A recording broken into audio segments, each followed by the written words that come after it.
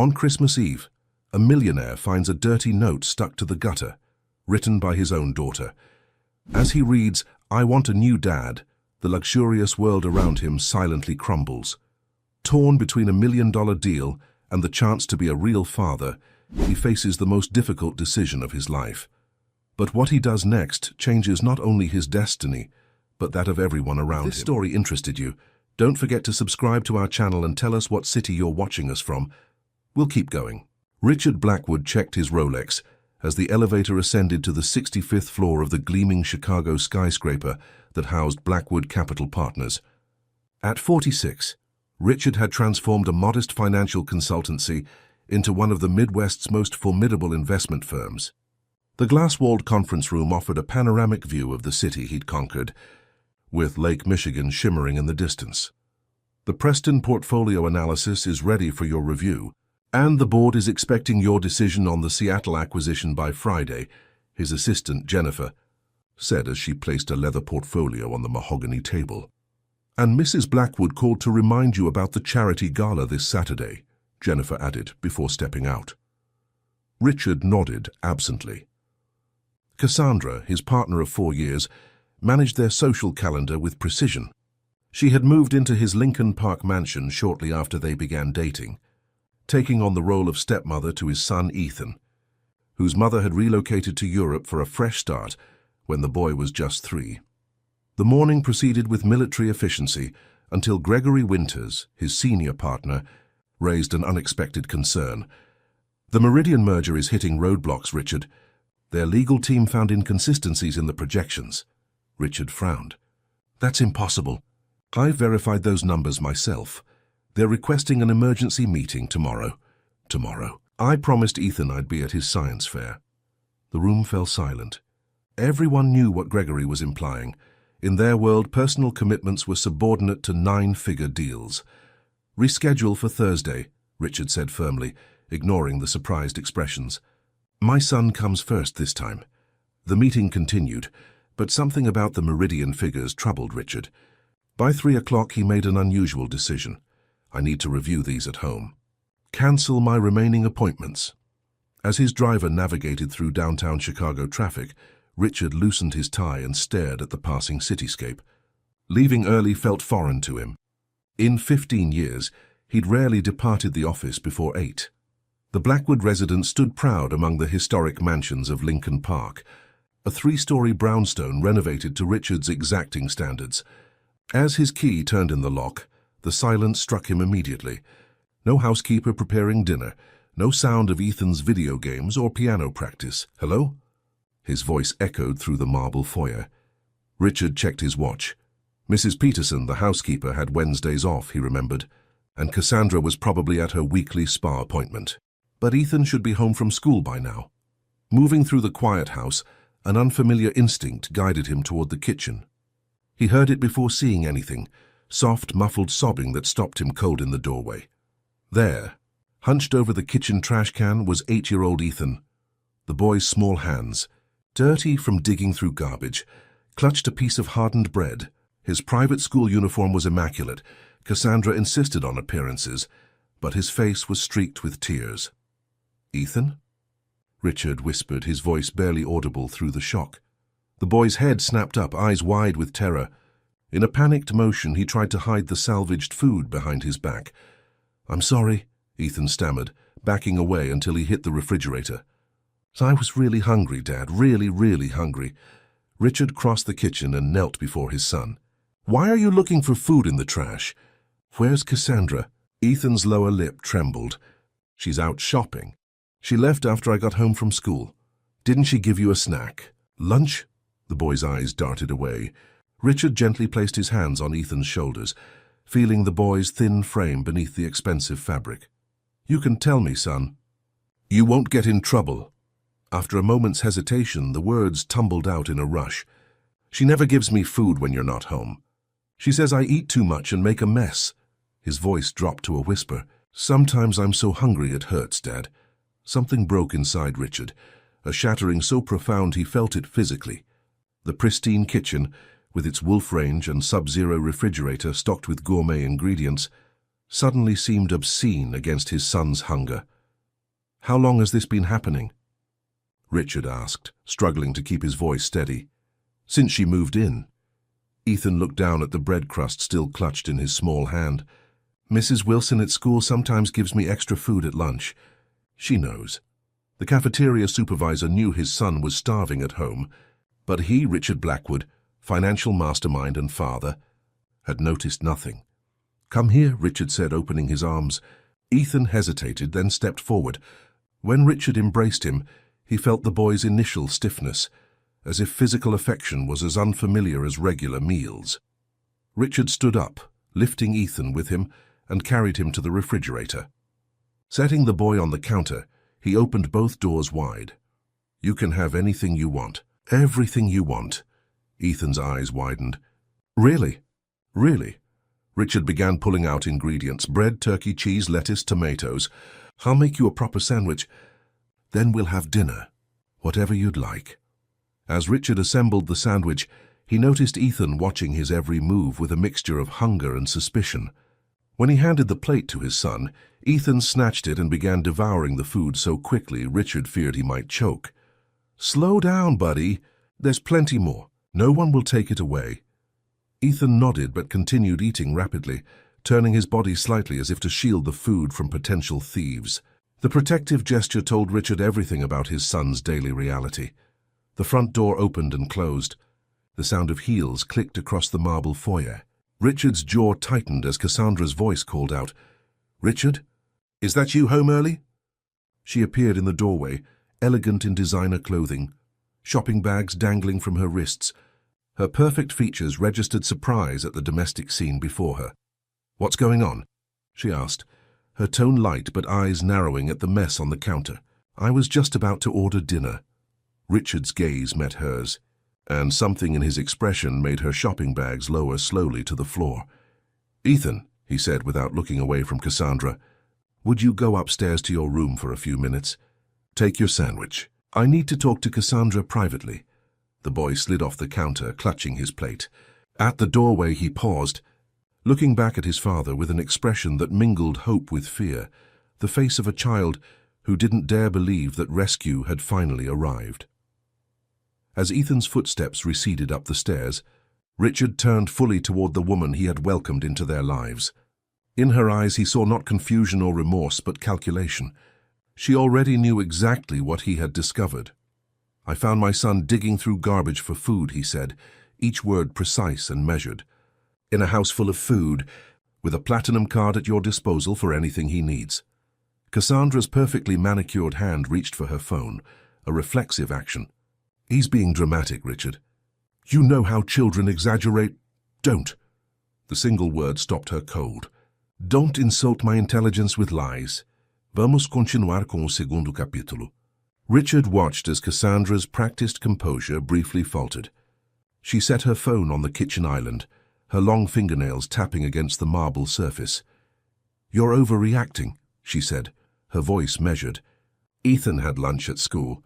I was planning to order dinner." "He's fine. He was eating from the garbage," Richard replied, his voice dangerously quiet. "Look me in the eye and tell me this is the first time." Cassandra's gaze flickered, a momentary betrayal of guilt before her eyes hardened with defiance. "Children can be manipulative, Richard. You're barely home. You don't understand how difficult he can be." The calculated cruelty of her defense made Richard's blood run cold. He'd spent years negotiating with the most ruthless business minds in Chicago, but never had he encountered such callous disregard for an innocent child's well-being. "I want the truth," he demanded, closing the distance between them. "How long has this been going on?" Cassandra's perfect features arranged themselves into an expression of victimhood. "You're choosing to believe an 8-year-old over me. After everything I've done for this family, what exactly have you done for my son, Cassandra, besides starving him when I'm not looking?"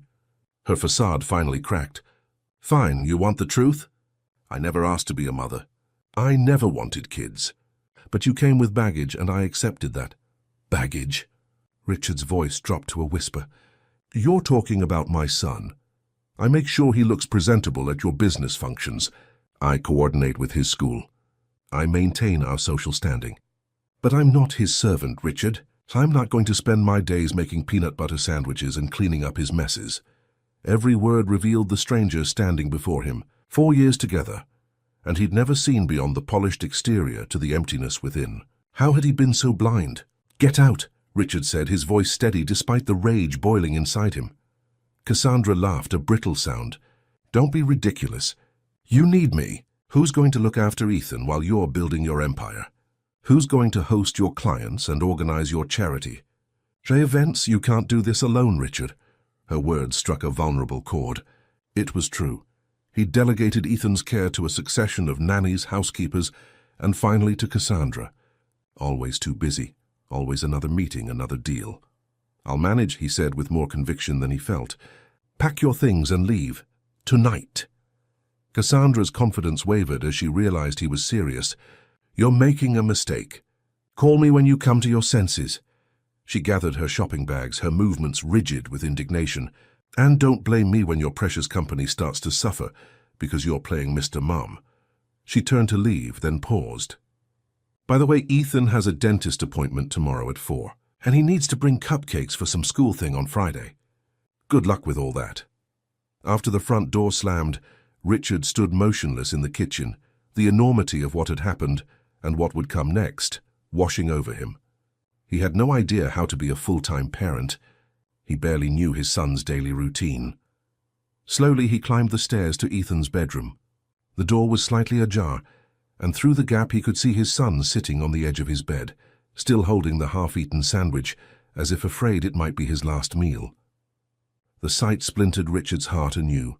He knocked gently. "Can I come in, buddy?" Ethan nodded, his eyes wary. Richard sat beside him, noticing for the first time how the boy shifted slightly away, maintaining a careful distance. Had his own son always been this guarded around him? "Cassandra is going to be staying somewhere else from now on," Richard said carefully. Ethan looked up, his expression a complex mixture of hope and disbelief. "Forever? Yes. Because of me," fear edged into his voice. "No, son. Because of her. Because of the choices she made." Richard hesitated, then added, "And because of the choices I made. I haven't been the father you deserve." Ethan studied his sandwich, absorbing this. Who's going to take care of me now? The simple question carried the weight of years of neglect. Not just Cassandra's, but his own. "I am," Richard said, the 2 words a vow. Ethan's dubious expression spoke volumes. "But you're always working. Things are going to change around here." Richard reached out slowly and placed his hand on Ethan's shoulder. "Starting tonight." That evening became a crash course in parenting. Richard discovered that he didn't know what time Ethan usually went to bed, what his homework routine was, or even where his pajamas were kept. Each question he had to ask his son was another indictment of his absentee fatherhood. While Ethan showered, Richard called the office. "Jennifer, I need you to clear my schedule tomorrow. Family emergency. But sir, the Meridian meeting, tell Gregory to handle it, and have my calendar sent to my email. I need to review everything." After hanging up, he stood in the doorway of Ethan's room, watching his son climb into bed. The walls were decorated with space posters, and shelves lined with books Richard had never seen his son read. A stranger's room in many ways. "Dad?" Ethan asked as Richard tucked him in. "Are you really going to stay home tomorrow?" "All day," Richard promised. "Cassandra always says you're too important to miss work." "Nothing is more important than you." The words came easily because they were true, though Richard was ashamed it had taken him so long to realize it. That night, after Ethan fell asleep, Richard sat in his home office reviewing his calendar with growing horror. 3 months of appointments stretched before him, days packed from dawn until evening. Board meetings, investor lunches, international calls. Where was the time for school drop-offs, for homework help, for the simple act of making dinner? He opened his laptop and began drafting an email to his executive team, outlining necessary changes to his schedule. As he typed, his phone lit up with a message from Gregory. "Heard about your family emergency. Hope everything's okay. Reminder, Q3 projections due Friday. Board concerned about your recent distractions." Richard stared at the message, the subtle warning clear. He'd built Blackwood Capital on his reputation for unwavering commitment. In 15 years, he'd never put family before business. Now in a single day, he was upending those priorities. His partners wouldn't understand. Investors might get nervous. The market was unforgiving of perceived weakness. He set the phone aside and continued writing his email. Whatever came next, he would face it. But first he needed to become the father Ethan had always needed. The next morning brought its own challenges. Richard woke early, determined to prepare breakfast before Ethan got up, only to discover the refrigerator contained little suitable for a child: imported cheeses, prosciutto champagne, but no milk, no cereal, not even bread for toast. While Ethan slept, he made a quick trip to the grocery store, returning with bags full of kid-friendly food. By the time his son appeared in the kitchen, rubbing sleep from his eyes, Richard had pancakes cooking on the stove. "You're really still here," Ethan said, his voice filled with wonder. "I told you I would be." Richard flipped a pancake with more confidence than skill. "What time do you need to be at school?" 8:15, but Cassandra usually leaves at 7:30 because she likes to get coffee first. The casual revelation of another small cruelty, making a child arrive unnecessarily early to accommodate an adult's coffee habit, reinforced Richard's resolve. "Well, today we'll leave at the right time, and I'll pick you up after school too." Ethan's eyes widened. "You're picking me up?" "Yes, and we'll go to your science fair together." But what about your important meetings? Cassandra always said you can't miss those, even for special days." Richard set a plate of pancakes in front of Ethan. "It turns out, spending time with you is the most important meeting I have today." As they ate breakfast together, perhaps their first in years, Richard learned more about his son in 30 minutes than he had in months. Ethan's favorite subject was science. He had a best friend named Miguel. He was being bullied by a fifth grader named Derek. Each revelation was precious and painful, a glimpse into a life Richard had been too busy to witness. After dropping Ethan at school, Richard returned home and spread his work across the dining room table. He could manage both, he told himself. Be present for Ethan and keep the company running.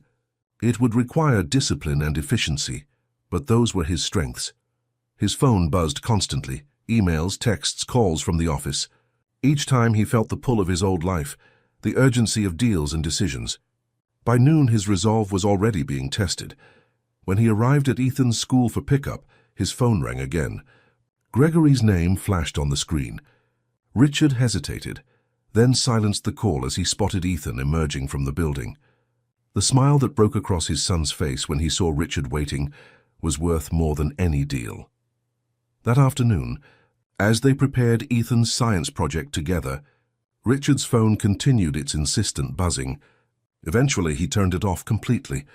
The world of Blackwood Capital could wait. Today belonged to Ethan.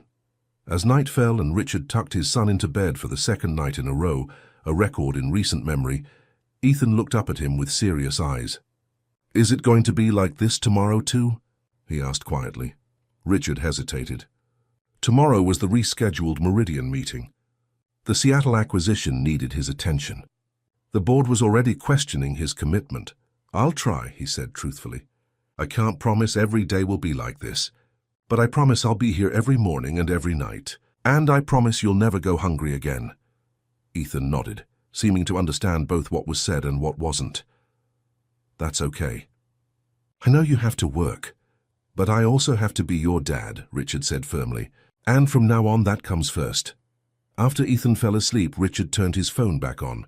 27 missed calls, 43 unread emails, 3 increasingly urgent texts from Gregory. The outside world was demanding his return. He sat in the dimly lit hallway outside Ethan's room, scrolling through the messages. A familiar pressure built in his chest, the weight of expectations, the fear of losing everything he'd built.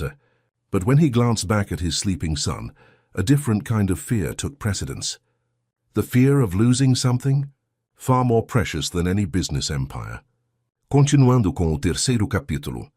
Media type text markdown by. The end of the first week without Cassandra. Richard had developed a newfound respect for single parents. Every morning was a military operation, preparing breakfast, packing lunch, finding missing socks, and getting Ethan to school on time. Every evening brought homework battles, dinner dilemmas, and the constant struggle to be present despite the relentless demands of his company. He'd returned to the office but insisted on a modified schedule. No meetings before 9 a.m. or after 4 p.m. This unprecedented boundary setting sent ripples through Blackwood Capital. Executive assistants scrambled to reschedule. Partners exchanged concerned glances in hallways. Clients were told Mr. Blackwood was restructuring his availability to optimize productivity. On Friday afternoon, Richard sat in his office reviewing quarterly projections when Gregory knocked on his door. "Got a minute?" Gregory's usual confident demeanor seemed strained. "Just one. I'm picking up Ethan at 3:30, Richard replied, glancing at his watch. Gregory closed the door behind him. "That's actually what I wanted to discuss. The board is concerned, Richard. This new schedule of yours. It's raising questions." "What questions?" "About your commitment. Your focus." Gregory leaned forward. "Look, we all understand you're going through some personal changes, but the Meridian deal is wobbling because you weren't at yesterday's meeting. The Seattle acquisition needs your direct attention. Investors are asking why you've suddenly gone part-time." "Part-time?" Richard's eyebrows rose. "I'm working 60 hours instead of 90. That's hardly part-time. You know what I mean. This isn't the Richard Blackwood who built this company." Gregory's expression softened slightly. "Whatever's happening at home, hire someone. Get another nanny. But you can't keep putting personal matters ahead of Blackwood Capital." The words struck a nerve precisely because, a week ago, Richard would have said the exact same thing. He'd built his identity around being the man who never flinched, never faltered, and never put anything before business. "My son was being neglected under my own roof while I was here building this company," Richard said quietly. "I'm not making that mistake again." Noble sentiment. Gregory's tone suggested otherwise. "But this isn't just about you anymore. There are shareholders, employees, partners who depend on your leadership. The Richard I know wouldn't let them down." After Gregory left, Richard sat motionless, his friend's words echoing in his mind. Was he being selfish? Irresponsible? The Richard Blackwood of 2 weeks ago would certainly think so. That man had believed success was measured in deals closed, assets managed, empires built. But the image of Ethan digging through garbage for food had shattered that certainty forever. As promised, Richard left at 3:15 to pick up his son. While waiting outside the school, he checked his phone to find 3 missed calls from the Meridian team and an email from the board requesting an emergency meeting. Tomorrow, Saturday. Dad. Ethan's voice cut through his thoughts. The boy was running toward him, backpack bouncing, a paper clutched in his hand. "I got an A on my science project." Richard pocketed his phone and knelt to embrace his son, feeling the small arms wrap around his neck with increasing confidence. Each day Ethan grew a little less guarded, a little more trusting. "That's amazing. Let's celebrate. How about ice cream?" Ethan's eyes widened. "On a Friday. Cassandra said treats were only for weekends when you're home." "Well, I'm changing the rules," Richard said, taking his son's hand as they walked to the car. "Ice cream is definitely allowed on Fridays when you get an A." At the ice cream parlor, Richard watched Ethan carefully selecting toppings with deliberate concentration. These small pleasures had been denied him for so long that even choosing between sprinkles and chocolate chips seemed momentous. "Dad?" Ethan asked as they sat at a small table by the window. "Is your work mad at you?" Richard paused mid-bite. "What makes you ask that?" "La news I heard you on the phone last night. You sounded worried." Ethan swirled his spoon through melting ice cream. "Cassandra always said your company would fall apart if you spent too much time with me." The casual cruelty of those words, spoken to a child, about his own father, reignited Richard's anger toward Cassandra. But more painful was the realization that his son had internalized the message. Spending time with him was a liability. "My company is not going to fall apart," Richard assured him. "And even if it did, you're more important." Ethan looked skeptical. "But you love your work." "I do," Richard admitted, "but I love you more." "I just forgot that for a while." That night, after Ethan was asleep, Richard sat at his desk preparing for the emergency board meeting. The agenda was clear even if unspoken. His recent behavior was threatening investor confidence. He needed to demonstrate his unwavering commitment to Blackwood Capital. But as he reviewed spreadsheets and presentations, a new question formed in his mind. What exactly was he fighting to preserve? The company, certainly. The livelihoods of his employees. the legacy he'd built. But at what cost? Looking back, he could barely remember Ethan's birthdays or school events. He'd been physically present for pictures and formalities, but mentally always elsewhere, calculating risks, planning strategies, anticipating market movements. His phone buzzed with a text from Gregory. "Hope you're ready for tomorrow. Board wants reassurance. Bring your A-game." Richard set the phone aside and walked to Ethan's room. The boy slept peacefully, his science project certificate displayed proudly on his nightstand. For the first time in years, Richard allowed himself to simply watch his son breathe, to appreciate the miracle of this small person he'd helped create, but barely knew. In that moment, his resolve crystallized. He would fight to keep his company, but not at the expense of his son. Never again. The next morning, Richard hired a babysitter, a college student named Zoe, whom Mrs. Wilson from Ethan's school had recommended. She arrived with a backpack full of board games and books.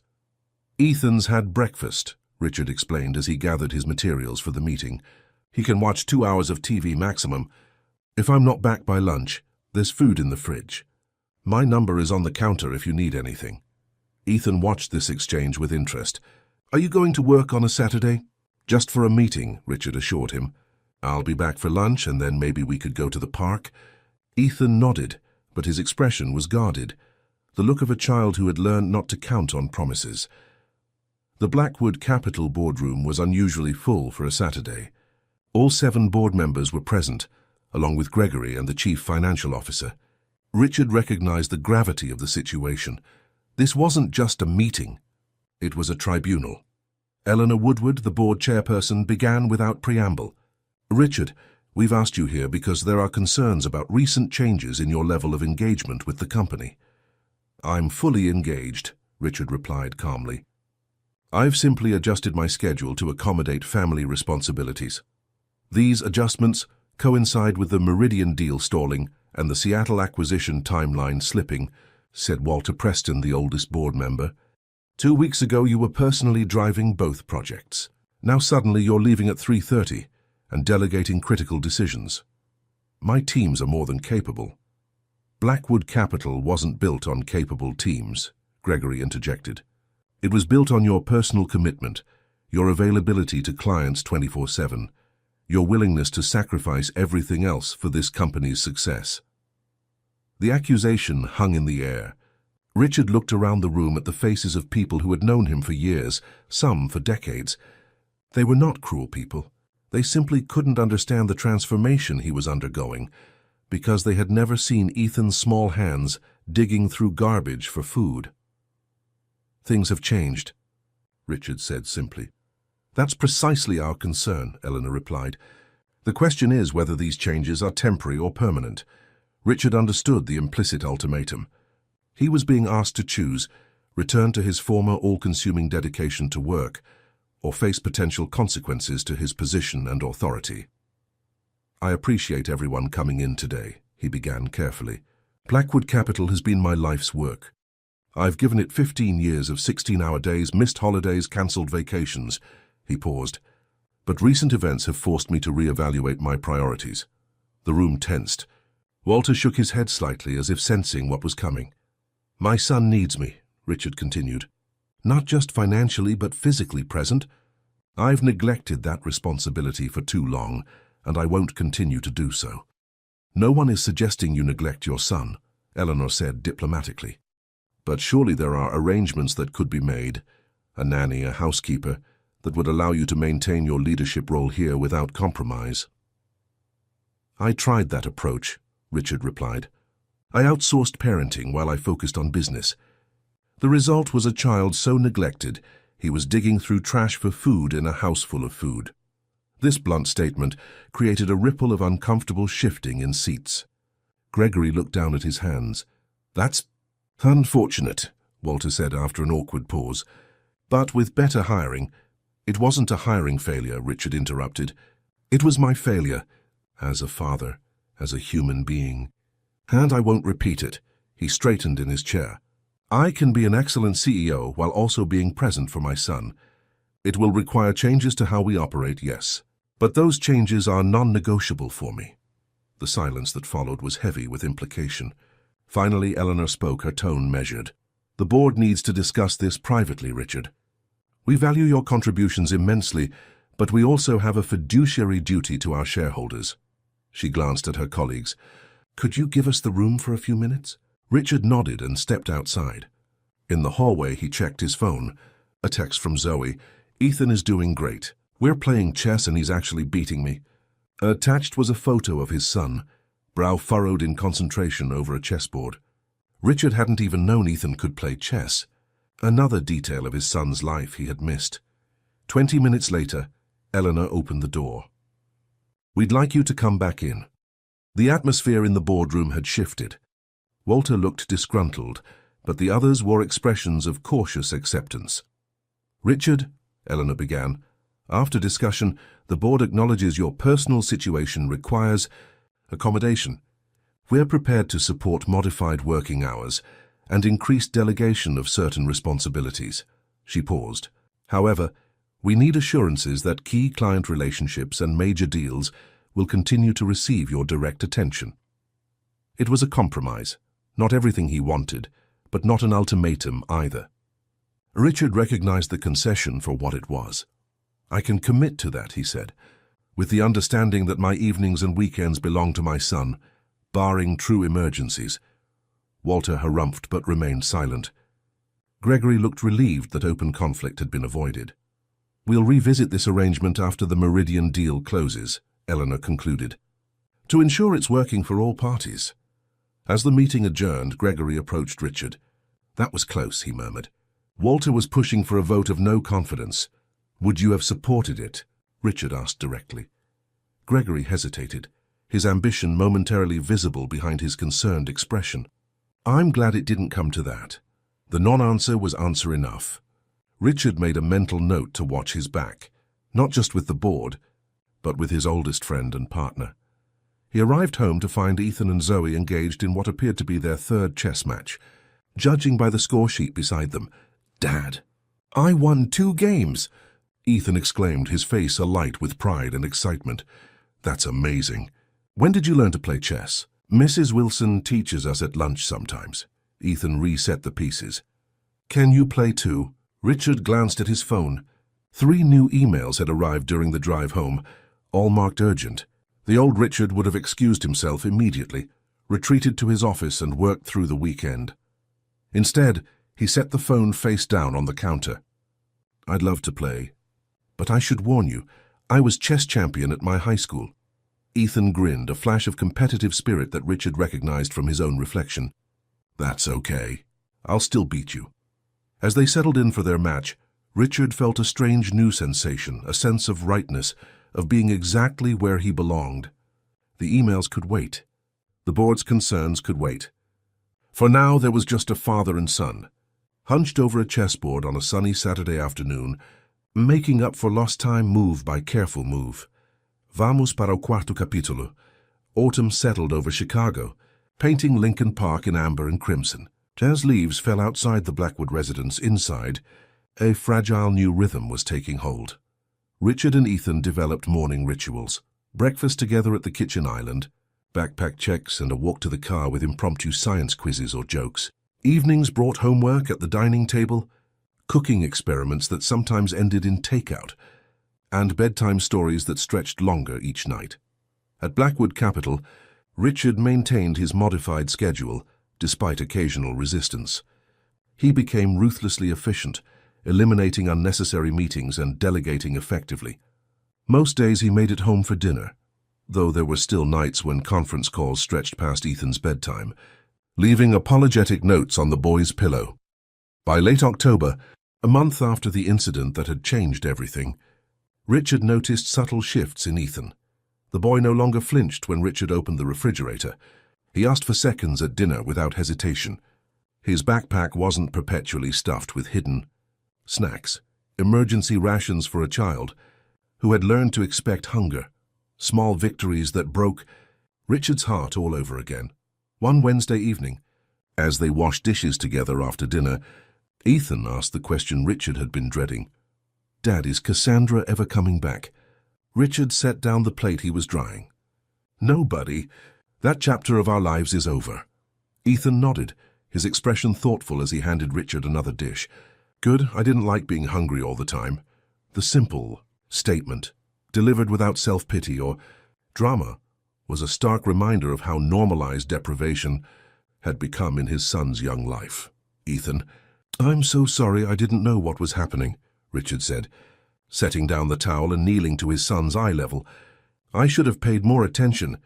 Ethan shrugged, uncomfortable with his father's intensity. It's okay. You were busy making money. The casual equation between his absence and making money revealed how Ethan had interpreted years of missed dinners and bedtimes, not as necessary work or building security, but simply accumulating wealth that surrounded him in their luxurious home but hadn't protected him from neglect. Being busy isn't a good excuse for not taking care of you, Richard said firmly. No amount of money is worth what happened. Ethan seemed to consider this, then offered a tentative smile. At least now you're home more, and I get to eat whenever I want. Whenever you want, Richard confirmed, ruffling his son's hair. That's the new house rule. Later that night, Richard received a text from Gregory. Meridian team needs answers on restructuring proposal. Board meeting moved up to Monday. Preston asking questions about your involvement. The undercurrent was clear. The honeymoon period the board had granted him was ending. They expected Richard Blackwood, the full-time, fully committed CEO, back at the helm. Richard sighed, setting his phone aside and walking to Ethan's doorway. The boy slept peacefully, his science fair certificate now joined by a spelling bee award and a soccer team photo on his wall, evidence of a life blooming under proper care and attention. The next morning, Richard dropped Ethan at school and headed to the office earlier than usual. He wanted to get ahead of the Meridian situation before it became another board confrontation. As he walked through the glass doors of Blackwood Capital, the familiar energy of the trading floor welcomed him. Despite everything, he still loved this world he'd built. The pulse of markets, the chess-like strategy of investments, the satisfaction of growing wealth from ideas. Jennifer met him with a coffee and a stack of reports. The Meridian team is waiting in conference room A. Gregory asked to see you before you join them. Richard nodded, making his way to Gregory's corner office. Through the glass walls he could see his partner on the phone, gesturing emphatically. When Gregory noticed Richard, he quickly ended his call. Richard, didn't expect you this early. Gregory's smile didn't quite reach his eyes. Thought you'd be doing the school run. Already done, Richard replied, taking a seat. Jennifer said you wanted to see me. Gregory leaned forward, lowering his voice despite the privacy of his office. I wanted to give you a heads up. Walter's been talking to the other board members. He thinks your domestic situation is affecting the Meridian deal. The Meridian deal is proceeding exactly as planned, Richard countered. The restructuring proposal addresses all their concerns about valuation. Yes, but they're asking for you personally. They want the Richard Blackwood who closes deals over weekend golf and midnight scotch, not the one who leaves at 4 to make dinner for an 8-year-old. The dismissive way Gregory referred to Richard's parenting sent a flare of anger through him. My son has a name. It's Ethan. Gregory had the grace to look slightly abashed. Of course, look, I'm on your side here. I'm just telling you what's being said behind closed doors. He hesitated. There's something else. Walter suggested bringing in a co-CEO. A what? Richard sat up straighter. Someone to handle the client-facing aspects, the travel, the after-hours networking. You'd maintain strategic oversight, but be pushed upstairs to a ceremonial role, Richard finished. That's not happening, Gregory. It might not be your choice. Walter has been reaching out to major shareholders. Gregory's expression turned sympathetic, though Richard detected something else beneath it. Anticipation, perhaps. Just thought you should know before Monday's board meeting. As Richard left Gregory's office, he couldn't shake the feeling that his oldest friend in business might not be as supportive as he claimed. There had always been ambition behind Gregory's bonhomie, a hunger for recognition that had been useful when channeled toward building Blackwood Capital, but might become dangerous if directed at undermining Richard's position. The meeting with the Meridian team went smoothly, despite Gregory's warnings. Richard's command of the details impressed even the most skeptical members, and by the end, they had a clear path forward. No midnight scotch required. As he wrapped up, his phone buzzed with a text from Zoe. Ethan not feeling well. School nurse called. Fever of 101, should I pick him up? Richard glanced at his watch. 2 more meetings scheduled, including one with a potential major investor. In his old life, he would have asked Zoe to handle everything, perhaps checking in via text later. I'll get him, he typed back. Be there in 20 minutes. He found Jennifer and quickly rearranged his schedule. I need to reschedule the Harrison meeting. My son is sick, Jennifer nodded, already typing. I'll push it to tomorrow morning. And the Seattle call? See if Gregory can take it. Otherwise, reschedule for tomorrow afternoon. As Richard gathered his things, he noticed curious glances from his team. The old Richard Blackwood, leaving in the middle of the day for a child's fever? Unheard of. When he arrived at Ethan's school, he found his son curled up on a cot in the nurse's office, face flushed and miserable. Dad? Ethan croaked, surprise evident even through his discomfort. You came? The question, and the disbelief behind it, was another indictment of Richard's past priorities. How many times had Ethan been sick before, waiting for a father who never arrived? Of course I came, Richard said, gathering his son and his backpack. Let's get you home. The rest of the day dissolved into cool washcloths, children's Tylenol and Disney movies on the living room sofa. Richard cancelled his remaining calls, sending Gregory a brief text. Handling family emergency. We'll review Seattle materials tonight. The response came quickly. Board won't be happy. Harrison was interested in significant investment. Richard ignored it, focusing instead on Ethan's climbing temperature. By evening, the fever had reached 103, and Ethan's breathing seemed labored.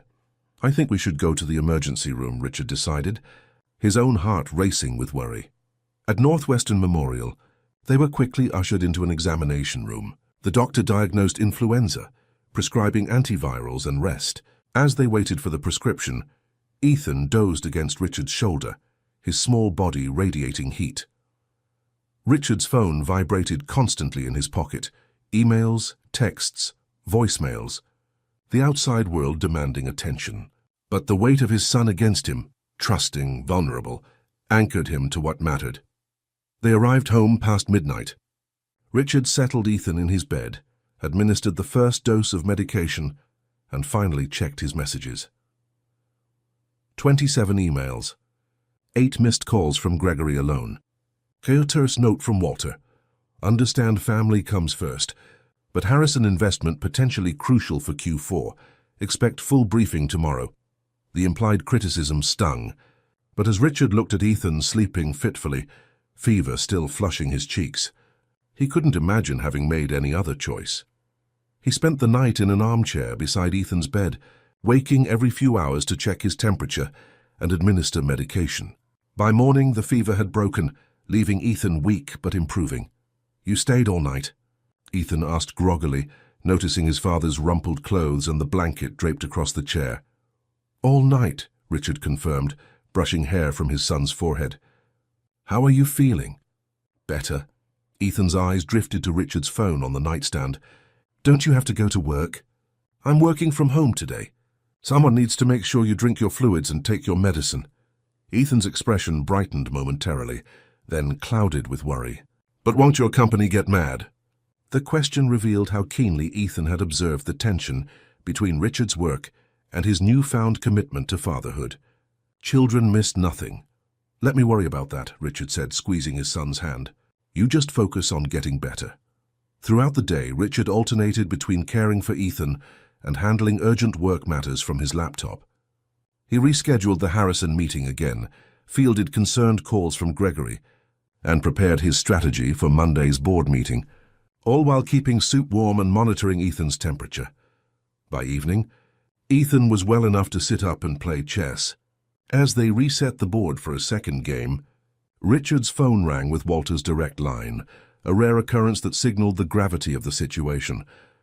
I should take this, Richard told Ethan apologetically. It's an important call from work. Ethan nodded with the resigned acceptance of a child used to coming second. It's okay. I understand.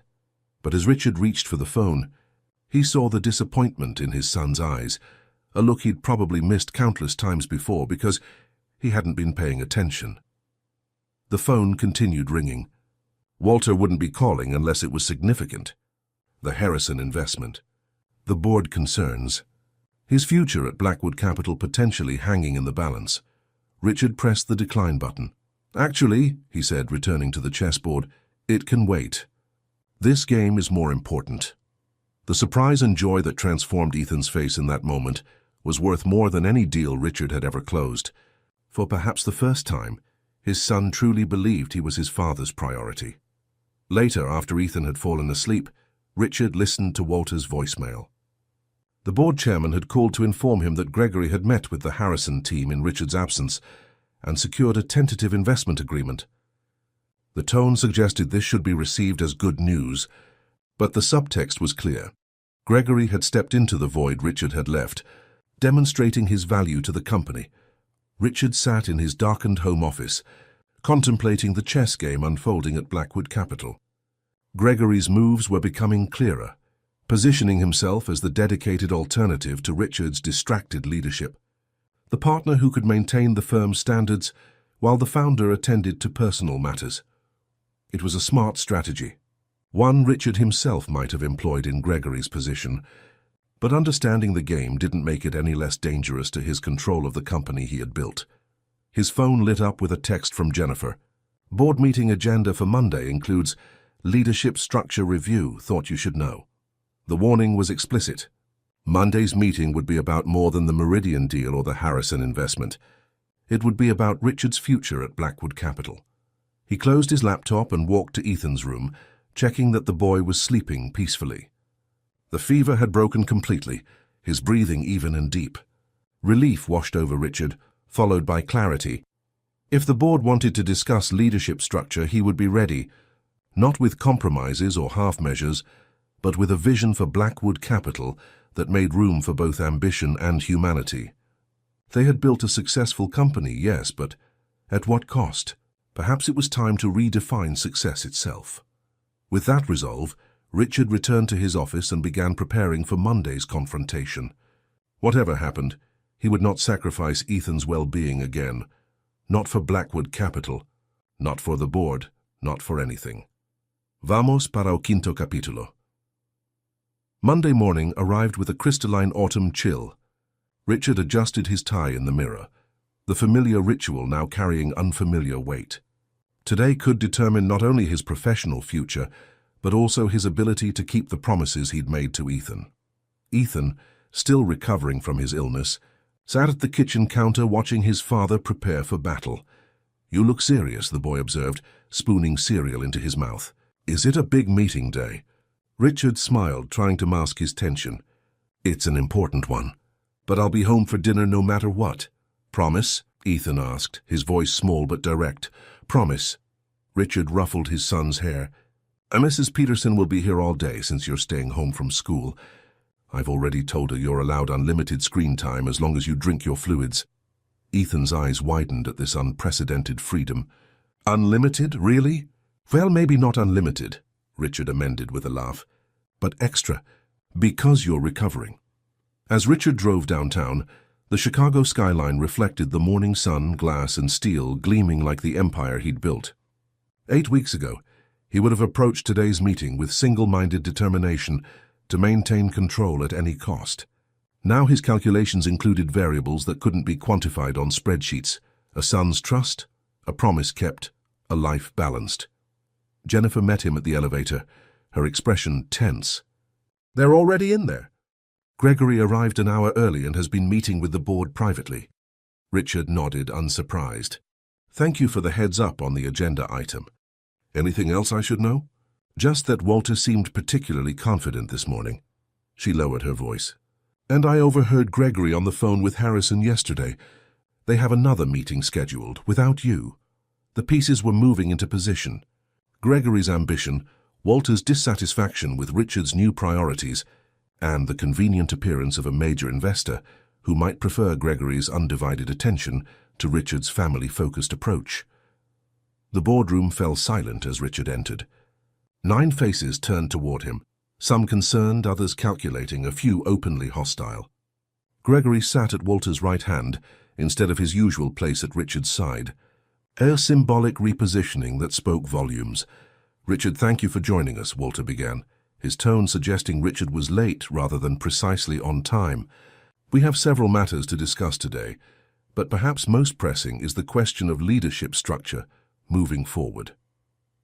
Direct and unambiguous, Walter wasn't wasting time on pretense. "Before we begin," Richard said, taking his seat at the head of the table, "I'd like to thank Gregory for stepping in with the Harrison team last week while I was handling a family emergency." Gregory nodded, his smile not quite reaching his eyes. "Happy to help. Mark Harrison and I actually go way back. We were at Wharton together." He responded well to the personal touch. The implication was clear. Gregory had connections Richard couldn't match, especially with his divided attention. "Let's get to the point," Walter continued. "The board has been monitoring the situation since our last discussion. While we appreciate your personal circumstances, Richard, the reality is that Blackwood Capital requires leadership that is fully present." Eleanor, who had advocated for Richard before, interjected more diplomatically. "What Walter means is that we're concerned about sustainability. Your current arrangement puts tremendous pressure on you to be in two places at once. Which is why," Gregory added smoothly, "we've been discussing a potential co-leadership model. You would remain as chairman and chief strategist, focusing on the big picture vision you've always excelled at. I would step into a more operational role as president and CEO, handling day-to-day management and client relationships." The proposal was framed as a compromise, but amounted to a demotion.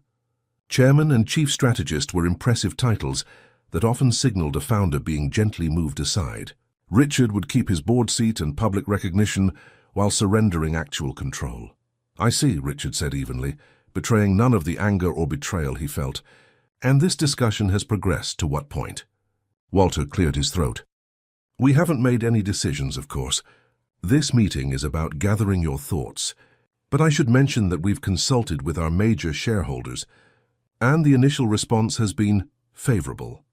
Translation: they had already secured the votes needed if this came to a showdown. Richard looked around the table, noting who met his eyes and who didn't. Martha Wellington, the only woman on the board besides Eleanor, seemed uncomfortable with the proceedings. James Chen, usually Richard's ally, looked torn. The others were following Walter's lead, with Gregory positioned as the solution to the problem Richard's parenting responsibilities had created. "Before you continue," Richard said calmly, "I'd like to share some thoughts of my own." He opened his portfolio and distributed documents to each board member. "What you're holding is a comprehensive analysis of our performance over the past 6 weeks, since I modified my schedule to accommodate family responsibilities. You'll note that despite predictions of disaster, our key metrics remain strong. The Meridian deal is back on track. The Seattle acquisition is proceeding according to timeline, and the Harrison investment, thanks to Gregory's excellent work, is moving forward." He paused, allowing them to scan the numbers. "In short, the company is thriving despite, or perhaps because of, my more balanced approach to leadership." Walter frowned. "Numbers can be made to tell many stories, Richard. The concern isn't current performance, but future sustainability." "Your divided focus is not divided at all," Richard interrupted firmly. "It's expanded. For 15 years, I poured everything into Blackwood Capital at the expense of everything else. The result was professional success and personal failure. My son was neglected under my own roof while I built this company." He looked directly at Walter. "That neglect culminated in a moment 8 weeks ago when I found my 8-year-old son digging through garbage for food because the woman I'd entrusted with his care was starving him when I wasn't home." The blunt statement dropped into the boardroom like a stone, creating ripples of discomfort. Several board members shifted in their seats. Martha Wellington's hand went to her throat in horror. "My God," she murmured. "Richard, I had no idea." "Few people did," Richard acknowledged, "because I wasn't present enough to see what was happening in my own home. That changes now." Gregory, momentarily thrown by the personal revelation, recovered quickly. "We're all deeply sorry about your family situation, Richard. No one is suggesting you shouldn't care for your son. But Blackwood Capital is responsible to shareholders, clients, and hundreds of employees. We can't base major leadership decisions on one person's domestic arrangements." "I agree," Richard said, surprising them, "which is why I'm proposing something different than either maintaining the status quo or accepting demotion." Distributed a second document. This is a proposal for comprehensive workplace flexibility. At Blackwood Capital, starting at the top with me, but extending throughout the organization. Modified schedules for parents and caregivers, remote work options, results-focused evaluation rather than FaceTime requirements. Walter scoffed. This isn't some Silicon Valley startup, Richard. We're managing billions in assets. Markets don't close for soccer practice. They don't, Richard agreed. But our analysis shows that 43% of our workforce has caregiving responsibilities. Children, aging parents, partners with health issues. We're losing talent and institutional knowledge because we force people to choose between work and family. I'm proposing we stop asking them to make that choice. Eleanor studied the proposal with interest. You're suggesting this would improve retention and productivity? The data supports it, Richard confirmed. Companies with flexible work policies show higher employee engagement, lower turnover, and most importantly for this room, stronger financial performance over time. Martha Wellington nodded slowly. My daughter's firm implemented something similar last year. Their productivity increased 12%. Walter remained skeptical. This might work for mid-level employees, but leadership requires full commitment. The co-CEO model addresses that reality while allowing you personal time. Leadership should model the values we want throughout the organization, Richard countered. If I accept demotion because I refuse to neglect my child, what message does that send? That at Blackwood Capital, family commitments are career limiters. That personal well-being must be sacrificed for professional advancement? He leaned forward, his intensity quieting the room. I built this company from nothing. I've given it my blood, sweat, and tears, and too many years of my son's childhood. I'm not stepping aside. I'm evolving as a leader, and I'm proposing that Blackwood Capital evolve with me. Gregory exchanged glances with Walter, clearly thrown by Richard's counterproposal. They had expected either capitulation or resistance, not innovation. This is a lot to process, Eleanor said finally. Perhaps we should take some time to review these materials before making any decisions. Walter looked displeased, but nodded reluctantly. We'll reconvene next week after everyone has had a chance to study both proposals, Gregory's co-leadership model and Richard's flexibility initiative. As the meeting adjourned, Richard felt the precariousness of his position. He had bought time but not guaranteed victory. The battle for Blackwood Capital's future and his place in it was far from over. Gregory approached as Richard gathered his materials. Bold move, he said, his tone somewhere between admiration and annoyance. But Walter's right. This isn't a tech startup with beanbag chairs and ping-pong tables. Our clients expect traditional professionalism. Our clients expect results, Richard corrected.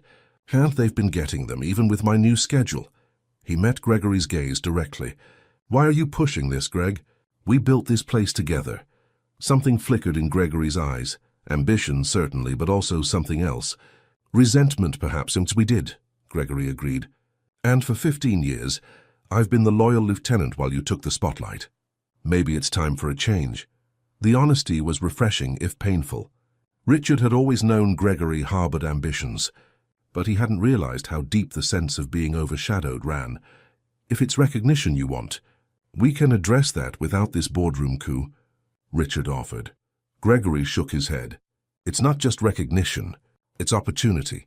Blackwood Capital needs leadership that puts the company first, always the way you used to. The conversation was interrupted by Richard's phone. Ethan's name flashed on the screen. I need to take this, Richard said, stepping away. Of course you do, Gregory replied. The words weighted with judgment. Richard answered to find Ethan's excited voice. Dad, guess what? My fever's completely gone, and Mrs. Peterson let me build a fort in the living room with all the couch cushions. The simple joy in his son's voice provided instant perspective. Whatever happened with Blackwood Capital, this connection, this trust, this relationship was worth fighting for. That's awesome. Buddy, Richard replied, smiling despite the tension of the morning. I can't wait to see it. I'll be home for dinner just like I promised. As he hung up, Richard noticed Martha Wellington waiting nearby. That was quite a revelation in there, she said quietly. About your son, Richard nodded. Not something I planned to share, but it seemed necessary for context. It was. Martha hesitated, then continued. My husband was a partner at Winston & Strawn when our children were young. 60, 70-hour weeks were standard. He missed recitals, games, dinners, all the small moments that add up to a childhood. Her expression turned wistful. By the time he made managing partner and could finally afford to be present, our kids were grown and gone. Now he has grandchildren he barely knows because he never built those relationships. She met Richard's eyes. Don't make his mistake. I'll be reviewing your proposal carefully, and I suspect Eleanor will too. With that potential alliance identified, Richard returned to his office to plan his next moves. The week ahead would require careful navigation, securing board support, reassuring clients, and countering Gregory's maneuvering, all while maintaining his commitments to Ethan. As promised, Richard arrived home at 6 o'clock to find an elaborate blanket fort dominating the living room, complete with pillowed walls and string lights Mrs. Peterson had found in the holiday decorations. "Dad, come see," Ethan called, poking his head out of the fort's entrance. "It has a reading nook and a game station and even a snack bar." Richard dropped to his hands and knees, crawling inside to find a surprisingly spacious interior, furnished with cushions, books, and a carefully arranged plate of cookies. "This is incredible," he said, genuinely impressed. "You built all this today?" "Mrs. Peterson helped with the tall parts," Ethan admitted, "but I did the design." "Do you really like it?" "I love it," Richard assured him, settling onto a cushion. "Best fort I've ever seen." They spent the evening inside the fort, eating dinner picnic-style and playing board games by flashlight. Not once did Richard check his phone or email, though he knew his inbox was filling with reactions to the morning's meeting. As he tucked Ethan into bed later, the boy asked drowsily, "How was your big meeting?" Richard considered how to answer truthfully without burdening his son. "It was challenging," he said finally. "Some people at my company think I should work more and be home less." Ethan's eyes, heavy with sleep, opened wider. "Are you going to?" "No," Richard said firmly. "I'm trying to show them that I can be good at my job and still be your dad. It's taking some convincing." Ethan was quiet for a moment, processing this. "Is it because of me? Are you in trouble because you take care of me now?" The question broke Richard's heart. Even now, Ethan was internalizing adult problems, wondering if he was a burden. "It's not because of you," Richard assured him, stroking his hair. "There's because of me, because I'm changing how I work. Change is hard for everyone." He smiled reassuringly. "But don't worry. I've got a plan." After Ethan fell asleep, Richard retreated to his home office. His inbox contained what he expected: cautious support from Eleanor and Martha, skepticism from others, and a detailed critique from Walter, dismissing the flexibility proposal as impractical idealism. Most concerning was an email from Mark Harrison, the potential investor, requesting a private meeting with Gregory to discuss leadership stability at Blackwood Capital. Richard leaned back in his chair, contemplating his options. The Harrison investment was significant, but not make or break. Losing it would hurt quarterly projections, but wouldn't fundamentally threaten the company's stability. More dangerous was the narrative Gregory and Walter were crafting. Richard Blackwood had lost his edge, his commitment, his hunger. He had become soft, distracted, unreliable. Combating that perception would require more than proposals and presentations. It would require demonstrating that his new approach to leadership wasn't a compromise but an evolution, one that strengthened rather than weakened Blackwood Capital. Richard opened his laptop and began drafting emails to key clients and shareholders, explaining his vision for a more sustainable, human-centered Blackwood Capital, not apologizing for his new priorities, but framing them as forward-thinking leadership rather than personal accommodation. The battle lines were drawn. The next week would determine not just his future at Blackwood Capital, but the kind of father and man he was choosing to become. Continuemos como sexto capítulo. The week before the decisive board meeting unfolded like a high-stakes chess match. Each day brought new moves and counter-moves as Richard fought to maintain control of Blackwood Capital while honoring his commitments to Ethan. Monday's confrontation had made the battle lines clear. Gregory and Walter were actively lobbying for the co-CEO model, reaching out to board members and key shareholders. Richard, meanwhile, was building support for his workplace flexibility initiative, scheduling meetings around Ethan's school hours and his promise to be home for dinner. By Wednesday, Richard had secured tentative backing from Eleanor and Martha, with James Chen still undecided. The other 5 board members seemed to be leaning toward Gregory's proposal. If the vote happened today, Richard would likely lose. "Jennifer," he called through his open office door, "do we have the latest analysis on the Westbrook portfolio?" His assistant appeared with a folder.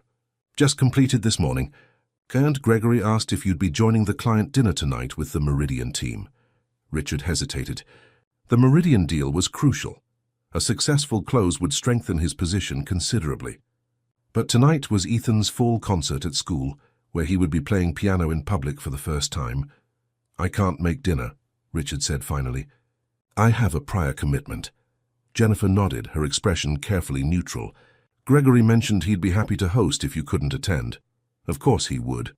Every client interaction Richard missed was another opportunity for Gregory to position himself as the more dedicated leader. "Tell him I'll join for the pre-dinner meeting at 4, but need to leave by 5:30, Richard decided. "And please have a gift basket sent to the Meridian team's hotel with my regrets." The compromise wasn't ideal, but it balanced competing priorities. Richard would establish his involvement in the deal, while still making it to Ethan's concert. That afternoon, as the Meridian team filed into the conference room, Richard noticed Gregory's surprise at his presence. "Gentlemen," Richard greeted them warmly, "before we head to dinner, I wanted to personally walk through the final terms we're proposing."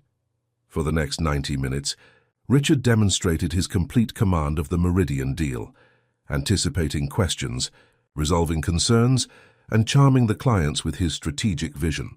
By 5:15, they were nodding enthusiastically, clearly impressed. "We should wrap up," Richard said, checking his watch.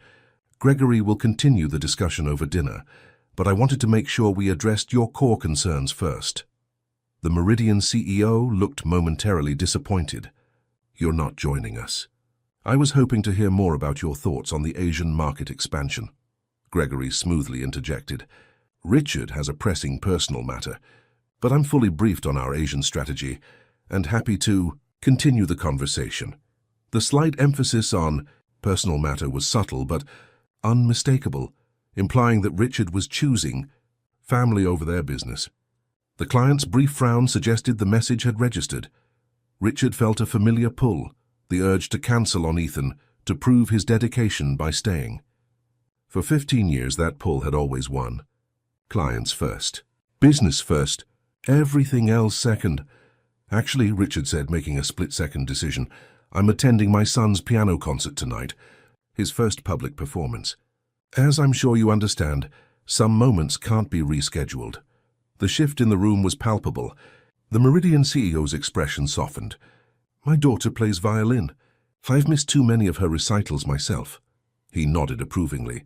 "Please give your son my best wishes for a successful performance." As Richard gathered his materials, he caught Gregory's frustrated glance. The moment had backfired. Instead of appearing uncommitted, Richard had connected with the client on a human level. "I'll be available by phone later if any urgent questions arise," Richard assured the team as he departed. He made it to Ethan's school with 10 minutes to spare. Slipping into the auditorium, as parents settled into rows of uncomfortable folding chairs, finding an empty seat near the front, Richard exhaled slowly, the tension of the workday beginning to dissolve. When Ethan walked onto the stage with the other third graders, his eyes scanned the audience anxiously.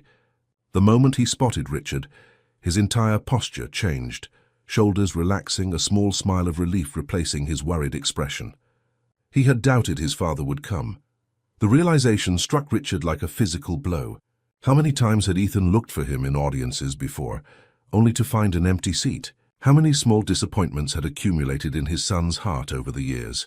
The simple piano piece Ethan played wasn't technically impressive, a basic melody with occasional wrong notes, but to Richard, it was the most important performance he'd ever attended. When it ended, he applauded wildly, earning an embarrassed but delighted smile from his son. After the concert, as families mingled in the school hallway, Ethan ran to Richard with uncharacteristic enthusiasm. "You came. You really came," he exclaimed, wrapping his arms around Richard's waist. "I promised I would," Richard reminded him, returning the hug. "You played beautifully," Ethan beamed. Mrs. Wilson said I was the most improved since September. He lowered his voice. I think it's because I can practice at home now. Cassandra never let me use the piano when you weren't there. She said it gave her a headache. Another casual revelation of past cruelty. Richard pushed down the familiar surge of guilt and anger, focusing instead on the present moment. Well, now you can practice any time you want, he assured Ethan, and I'll be at every concert from now on. As they walked toward the parking lot, Richard's phone buzzed with Gregory's name on the screen. He silenced it without answering. Whatever business emergency had arisen could wait until Ethan was in bed. That night, after tucking his son in with extra praise for his performance, Richard returned the call. Finally, Gregory answered, irritation evident in his tone. I've been trying to reach you for hours. I was at my son's concert, as I mentioned, Richard replied calmly. What's so urgent? Harrison called. He wants to meet with both of us tomorrow. Specifically asked for you to be there. Says he has concerns about the leadership situation at Blackwood Capital. Richard frowned. The Harrison investment was significant enough that the investor's opinion would carry weight with the board. What time? Noon, his office downtown. I'll be there. Richard paused, then added, just to be clear, Greg, are you pushing for this co-CEO arrangement because you genuinely believe it's best for the company, or because you want my job? The line went silent for a moment. Then Gregory sighed. Both, if I'm being honest. The company does need leadership that's fully committed. But yes, I've waited a long time for the top spot. The candor was almost refreshing. And if the board rejects both proposals, if they decide to maintain the current structure, then we go back to being partners, Gregory said, though his tone suggested he didn't consider this likely. But Richard, the momentum is shifting. Walter has James Chen almost convinced. Harrison could be the tipping point. After hanging up, Richard stared out the window at the Chicago skyline, lights twinkling in the darkness. The city never slept. Markets never rested. For most of his adult life, he had matched that relentless pace, sacrificing sleep, relationships, and ultimately his connection to his own child in pursuit of success. Now, with everything he'd built potentially slipping from his grasp, Richard found himself questioning not just his strategy for keeping control, but what control was worth. If maintaining his position at Blackwood Capital required returning to his old ways, the 16-hour days, the missed dinners, the broken promises to Ethan, was it really a victory worth winning? The next morning, Richard dropped Ethan at school with a reminder that Mrs. Peterson would pick him up. I have a big meeting that might run late, he explained, but I'll be home for dinner, I promise. Even if your meeting isn't finished, Ethan asked, his voice casual but his eyes serious. Even then, Richard confirmed, some things are non-negotiable. Richard arrived at Harrison Investments 15 minutes early, using the time to review the materials Jennifer had prepared. Mark Harrison was old money Chicago, his family's wealth stretching back to the stockyards and steel mills that had built the city. His investment would bring not just capital, but prestige to Blackwood Capital. Gregory arrived moments later, immaculately dressed and visibly tense. Walter called this morning, he murmured as they waited in Harrison's opulent reception area. He thinks today could determine everything. Before Richard could respond, Harrison's assistant led them into a corner office with sweeping views of Lake Michigan. Mark Harrison, silver-haired, golf-tanned, Brooks Brothers clad, rose to greet them with practiced cordiality. Richard, Gregory, thank you for coming. I've been following Blackwood Capital's performance with great interest. The meeting began with standard pleasantries and high-level discussion of investment strategy. Harrison was clearly knowledgeable and engaged, asking pointed questions that revealed his thorough research. After about 30 minutes, he set aside his notes and leaned back in his leather chair. Gentlemen, let me be direct. I'm prepared to make a significant investment in Blackwood Capital, but I have concerns about the current situation. Richard nodded. You're referring to the leadership discussion our board is having. Precisely. Harrison looked between them. Gregory has been quite open about the proposed co-CEO model, and I understand you have a counter-proposal involving workplace flexibility policies. I do, Richard confirmed. I believe Blackwood Capital can maintain its excellence while creating a more sustainable culture for all employees, starting with leadership. Harrison's expression remained neutral. An admirable sentiment, But in my experience, investment firms require singular, focused leadership, the kind of dedication that doesn't clock out at 5 for family dinner. The dismissive tone made Richard's jaw tighten. He was about to respond when his phone buzzed with a text. Normally he would ignore it during such a critical meeting, but something made him glance down. It was from Mrs. Peterson. Ethan, running high fever. School nurse called. 135, should I take him to doctor? Richard felt the room narrow to a pinpoint. Ethan, sick again, possibly the flu returning, which the doctor had warned could be dangerous. And here he sat in a meeting that could determine his professional future. Gregory noticed Richard's expression change. Everything all right? My son is ill, Richard said, already standing. I need to go. Harrison's eyebrows rose. Surely your housekeeper can handle a childhood fever. We're discussing a 9-figure investment. The old Richard would have agreed, would have texted instructions and continued the meeting. The new Richard didn't hesitate. My son's health isn't negotiable. Mr. Harrison, I apologize for the interruption, but I need to be with him. Gregory's face flushed with a mixture of embarrassment and opportunity. Richard, perhaps we should... You can continue the meeting, Richard told his partner, already moving toward the door. I trust you to represent the firm's interests. But I have to go, Harrison called after him. The board votes Monday, Richard. My recommendation carries significant weight. Walking out now sends a clear message about your priorities. Richard paused at the door, turning back to meet Harrison's gaze directly. Yes, it does, and I'm comfortable with that message. The drive to Ethan's school seemed interminable, though Chicago traffic was mercifully light in mid-afternoon. Richard's mind raced between concern for his son and awareness of what he'd just sacrificed. Harrison would almost certainly back Gregory now. The co-CEO proposal would likely pass on Monday, effectively ending Richard's control of the company he'd built. Yet as he pulled into the school parking lot, Richard felt something unexpected. Peace. Whatever came next professionally, he knew he was finally making the right choice. In the school nurse's office, he found Ethan curled on a cot, face flushed with fever. The boy's eyes widened in disbelief when Richard appeared. Dad? How did you get here so fast? Mrs. Peterson said she'd come. I left my meeting, Richard said simply, gathering Ethan and his backpack. Let's get you to the doctor. As they waited in the pediatrician's office, Ethan leaned against Richard's shoulder, dozing fitfully. Richard's phone vibrated constantly. Gregory, Walter, Jennifer all urgently seeking updates on the Harrison situation.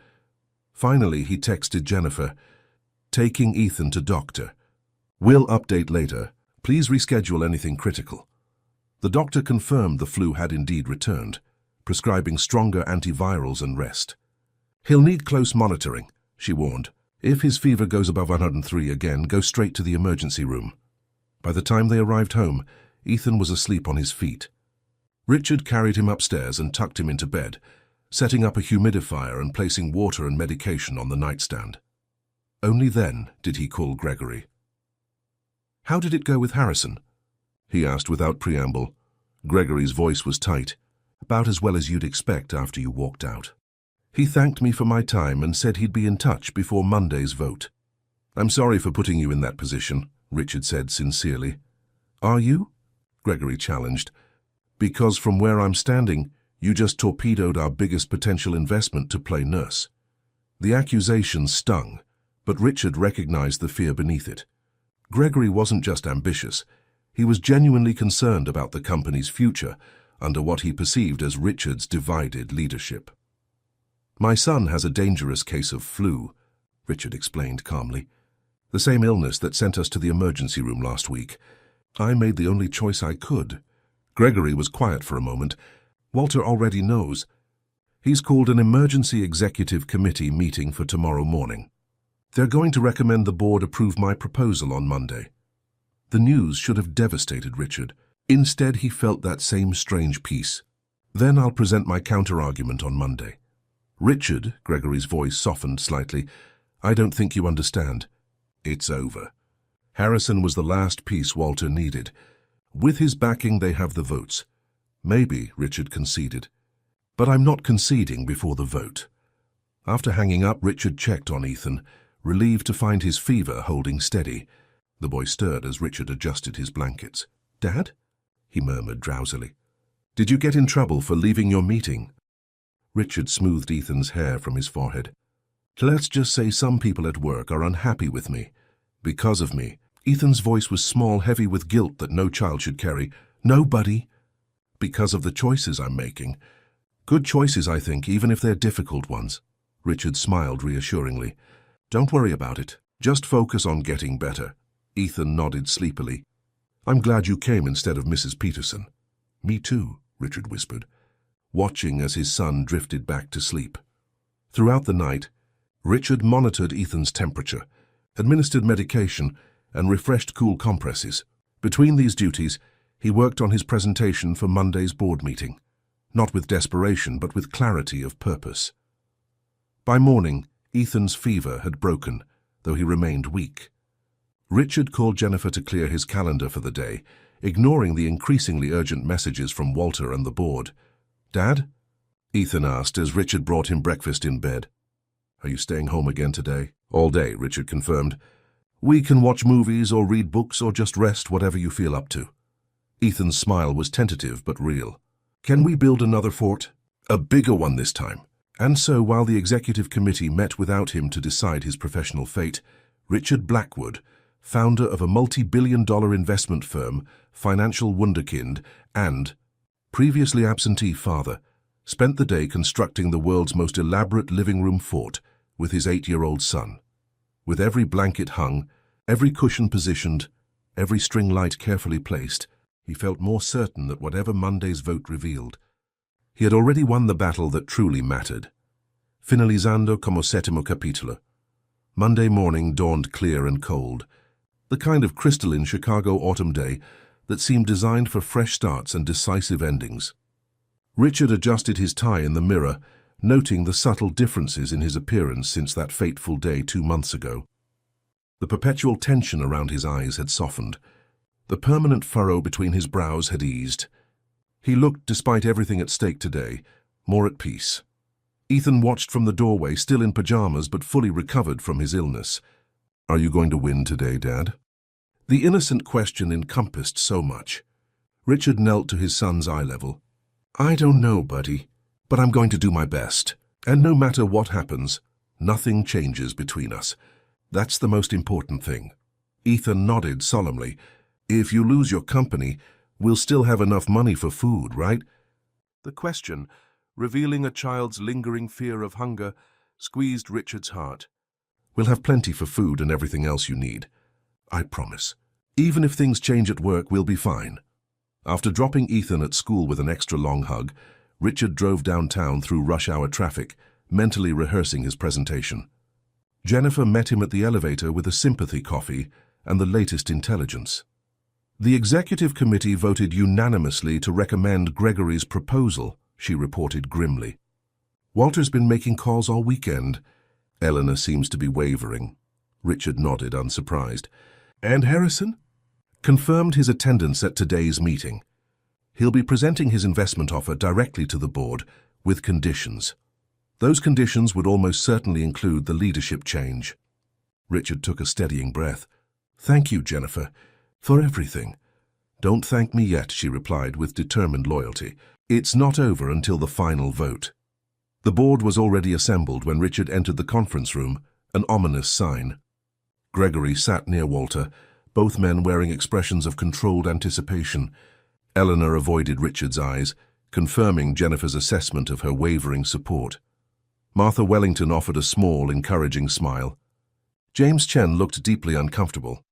The remaining board members, all aligned with Walter, regarded Richard with expressions ranging from sympathy to impatience. "Richard, thank you for joining us," Walter began with formal coldness. "As you know, we're here to resolve the leadership question. The executive committee has reviewed both proposals and recommends proceeding with the co-CEO model outlined by Gregory." Richard nodded calmly. "Before we move to a vote, I'd like to present some final thoughts." Walter glanced at his watch. "Mark Harrison will be joining us in 20 minutes to discuss his investment. We should conclude this matter before he arrives." The message was clear. They wanted this done quickly, without the messy complications of further debate. I'll be brief, Richard promised, distributing folders to each board member. What you're holding is not another proposal or set of performance metrics. It's something more personal. The board members exchanged puzzled glances as they opened the folders. Inside each was a single photograph, a candid shot of Ethan in the elaborate blanket fort they had built during his illness, his face alight with joy as he read a book by flashlight. "This is my son." "Ethan," Richard said, his voice steady. 8 years old. Gifted in science, learning piano. Terrible at chess but improving. Loves space exploration and chocolate ice cream. Afraid of thunderstorms but too proud to admit it. Walter shifted impatiently. "Richard, I'm not sure what this has to do with—" "Everything," Richard interrupted firmly. "This has everything to do with the decision before us today." He moved to the head of the table, commanding the room as he had countless times before, but now with a different kind of authority.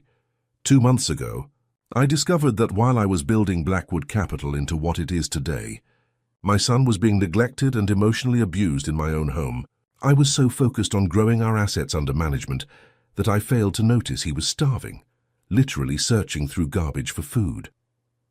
The blunt statement created a ripple of discomfort around the table. Even Walter had the grace to look momentarily chastened. "That moment changed everything for me," Richard continued. "Not just because it revealed a horrific situation that needed immediate correction, but because it forced me to confront a simple truth. I had succeeded as a businessman and failed as a human being." He looked directly at Gregory. "The co-CEO proposal assumes these two roles are incompatible. That being fully present for my son means I can't effectively lead this company. I reject that premise completely." Moving back to his seat, Richard continued, "For 15 years, I've defined success exclusively through Blackwood Capital's growth. More assets, more clients, more profit, and by those metrics we've been extraordinarily successful." Everyone nodded. "This, at least, was indisputable. But at what cost?" Richard asked quietly. "Not just to me or my son, but to everyone in this organization. How many of our employees have missed their children's milestones? How many marriages have frayed under the strain of our expectations? How many talented people have we lost because we forced them to choose between professional success and personal fulfillment?"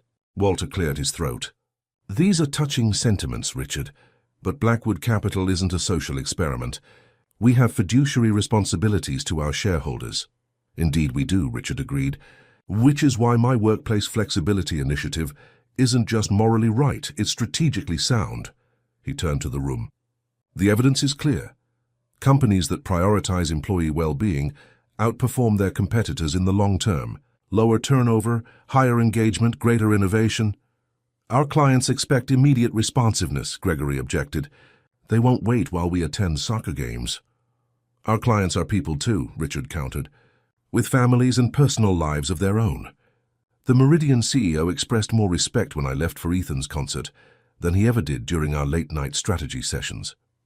He looked around the table, meeting each board member's eyes. "I'm not asking to work less or care less about Blackwood Capital. I'm proposing we work smarter, with greater purpose and humanity. That we create a culture where success includes personal fulfillment, not just professional achievement." Martha Wellington nodded slowly. "My son works for a tech company with policies like these. He says productivity has never been higher." "Tech companies can experiment with these approaches," Walter dismissed. "Investment management requires discipline and tradition." "Does it?" Richard challenged. "Or is that just what we tell ourselves to justify the sacrifices we've normalized? I built this company on innovation, on questioning established practices. Why should our workplace culture be exempt from that same scrutiny?" Before Walter could respond, the conference room door opened. Mark Harrison entered, immaculately dressed and radiating the confident authority of old money. "Gentlemen, ladies," he greeted them, taking the empty seat beside Walter. "I hope I'm not interrupting." "Not at all," Walter assured him. "We were just concluding our discussion about leadership structure. The board was preparing to vote on the co-CEO proposal." Harrison nodded, his expression carefully neutral. "Before you proceed, I'd like to share some thoughts that may be relevant to your decision." The room fell silent, all attention focused on the potential investor whose backing could determine the outcome. "First, I want to be clear about my intentions, Harrison began. I'm prepared to invest $300 million in Blackwood Capital, contingent upon certain conditions. Gregory straightened almost imperceptibly. Walter nodded encouragingly. When we last met, Harrison continued, glancing at Richard, I was concerned about what I perceived as divided leadership. Mr. Blackwood left our meeting abruptly for a family emergency. Here it comes, Richard thought. The final nail in the coffin of his control. At the time I considered this unprofessional, Harrison admitted, but something about the incident troubled me. So I did some additional due diligence, not just on Blackwood Capital's financials, but on its people. He opened his briefcase and removed a document. I spoke with clients, employees, competitors. I reviewed performance before and after Mr. Blackwood modified his schedule, and I came to a conclusion that surprised me. The board members exchanged confused glances. This wasn't following the expected script. Blackwood Capital's greatest asset isn't its investment strategy or client roster, Harrison stated flatly. It's the culture Richard Blackwood has built, a culture that until recently demanded total sacrifice from its people without recognizing the cost of that demand. Richard stared at Harrison, genuinely stunned by this unexpected turn. My investment, Harrison continued, is contingent on Richard Blackwood remaining as CEO with full authority to implement his workplace flexibility initiative. The pronouncement landed like a thunderclap. Walter's mouth actually fell open. Gregory paled, visibly. But, sir, Walter sputtered, you yourself expressed concerns about divided leadership. I expressed concerns about leadership, period, Harrison corrected. After reflection, I believe Richard's approach represents the future of investment management, not its compromise. He turned to Richard. The man who recognized he was failing his son and had the courage to change course is precisely the leader I want managing my investment. Someone who understands that real success encompasses more than quarterly returns. The silence that followed was profound. Richard found himself momentarily speechless, the ground shifting beneath him once again, but this time in his favor. Eleanor was the first to recover. Well, this certainly introduces a new perspective to our deliberations. Indeed, Martha agreed, smiling openly now. Perhaps we should reconsider the Executive Committee's recommendation in light of Mr. Harrison's position. Walter looked as though he'd swallowed something sour. Gregory stared at the table, his carefully constructed plan crumbling before his eyes. I move that we vote on Richard's Workplace Flexibility Initiative rather than the co-CEO proposal, James Chen said suddenly, finding his voice after remaining silent throughout the proceedings. Seconded, Martha added quickly. Walter, recognizing defeat, didn't bother to object. Very well. All in favor of adopting Richard Blackwood's Workplace Flexibility Initiative and maintaining the current leadership structure. Raise your hand. One by one, hands rose around the table. Eleanor, Martha, James. Then the fourth board member, wavering but ultimately following Harrison's lead. Then the fifth, creating a majority that rendered the remaining votes moot. The motion passes, Walter announced with professional detachment that barely masked his disappointment. Richard will remain as CEO with full authority to implement the proposed changes. The remainder of the meeting passed in a blur of logistics and details. Harrison's investment would be finalized by week's end. The Workplace Flexibility Initiative would begin rolling out next month, starting with leadership and extending throughout the organization. As the board members filed out, Gregory approached Richard. His expression was a complex mixture of resentment and resignation. "Congratulations," he said stiffly. "Seems your gamble paid off." Richard studied his longtime partner, recognizing that their relationship had been fundamentally altered by these events. Trust broken, ambitions revealed. "We need to talk about what happens next," Richard said quietly. "For both of us." Gregory nodded, his gaze steady if not warm. "Yes, we do. But not today." After everyone had departed, Richard remained in the empty boardroom processing the unexpected victory. His phone buzzed with a text from Jennifer. "I heard." "Congratulations," he smiled, texting back. "Thanks. Could you clear my calendar for the afternoon? I'm picking up Ethan early." 30 minutes later, Richard waited outside Ethan's classroom, watching through the window as his son concentrated on a science experiment. small brow furrowed in concentration. When the bell rang and Ethan emerged to find his father waiting, his surprise was evident.